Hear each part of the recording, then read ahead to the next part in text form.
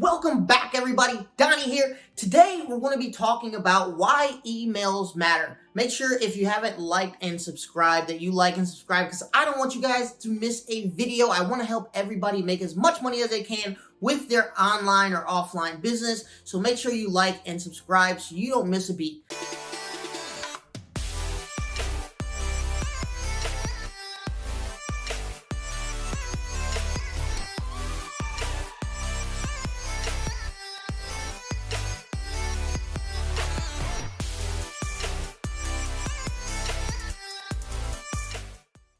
So like I said, today we're going to be talking about why getting emails is so important. And I see a lot of, especially influencers, small businesses, missing this key that could potentially increase their business 100 times over. I've seen it help so many people when they start learning why emails are so important. So the first scenario that I'm going to look at today is our influencer or even our small business. They've spent a lot of time trying to organically grow on social platforms like Facebook, Twitter, or Instagram. And now, they try to market and get in front of that audience that they've grown. So the example that I'm going to use right here is somebody who's grown a social platform. Doesn't matter what social platform it is, but they've taken a social platform and gotten to 10,000 likes, followers, views, whatever you want to say. And now what happens when that person wants to try to keep reaching those people? So they've already spent a lot of time and invested in trying to get to this 10,000 person mark. And now, what they're trying to do is they're just trying to get in touch with those people, right? How do, if they want to publish a post, if they want to, sell a product, whatever it may be, what social platforms have done is they've limited the amount of exposure that you can have to your own audience. So even though that you've been able to get to this 10,000 person mark, it doesn't mean that you're going to be able to get in front of these 10,000 people each time that you show a new post or that you're selling a new product, right? A lot of times you're only going to be able to get to a fraction of them. So in this case, they've spent all this time trying to get to 10,000 people, but every time they post, they're probably only going to get in front of 100 people, right? So you spent all this time building your audience, trying to get your audience up. Maybe you spent money to build your audience. You spent time building your audience. Maybe you've been creating creatives for your audience. And the social platforms say, hey, we know that you've built an audience of 10,000 people. 10,000 people said they like you. 10,000 people said they want to follow you. 10,000 people said they find your content valuable. But we're only going to show your content to 100 of those 10,000 people that you built.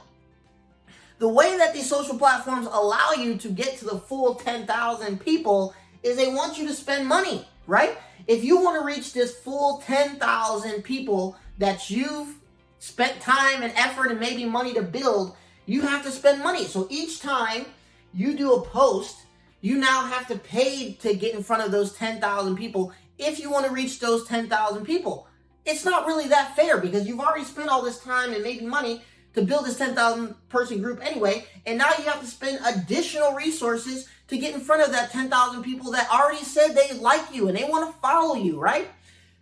This is what's really cool about email, is once you get somebody's email, I have full access and full range to the people that have joined my email list. So if I want to email them every day, I'm going to be accessing those 10,000 people each day. I'm not giving any additional inputs in order to try to get in front of these 10,000 people. I can just send an email and it'll get to the 10,000 people. I can do that as frequently as I would like because these people have already told me that they're interested in my content. They like what I have to say. They like what I have to offer. So why shouldn't they be allowed to see my content? I shouldn't only be able to reach 100 of these 10,000 people that already said, hey, we like your content. Hey, we like your products. Hey, we want to hear more from you.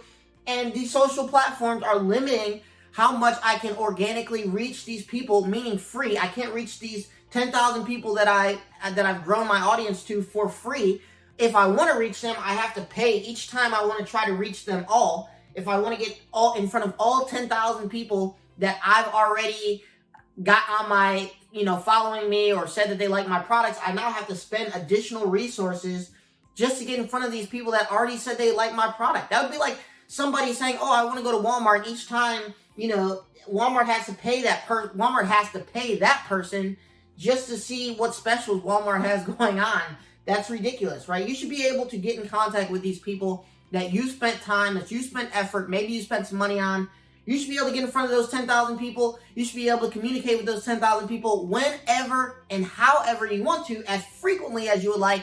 And that's why I love email, because email gives me the power. Number one, if you're on these social platforms, they totally control you, right? They control, like in this case, how frequently people that engage with you or like you or want to learn more about your business even see your content. And secondly, you don't have access to, getting to these people and maybe sending them new products, sending them more information, sending them content. Facebook may moderate your content and you may not be able to send certain content to the people who already said they like the kind of content that you have to offer. And I see this really a lot in the health industry and the finance industry, where it's very limiting on the kind of content that you can send to people, even if they're interested in health or finance related topics. And so it's not fair, because you spent this time and effort to build this audience to 10,000 people on this social platform, and they're only going to give you limited access unless you pay for that access. And even sometimes if you're paying, they're not going to show your content because they don't like your content. With email, you have a lot more freedom. I'm not saying it's completely foolproof. I'm not saying there's not limitations to it. I'm not saying you can just send whatever the heck you want, but you have way more freedom to get in front of your audience. And if you're not capturing emails in your business, I would encourage you to start doing this.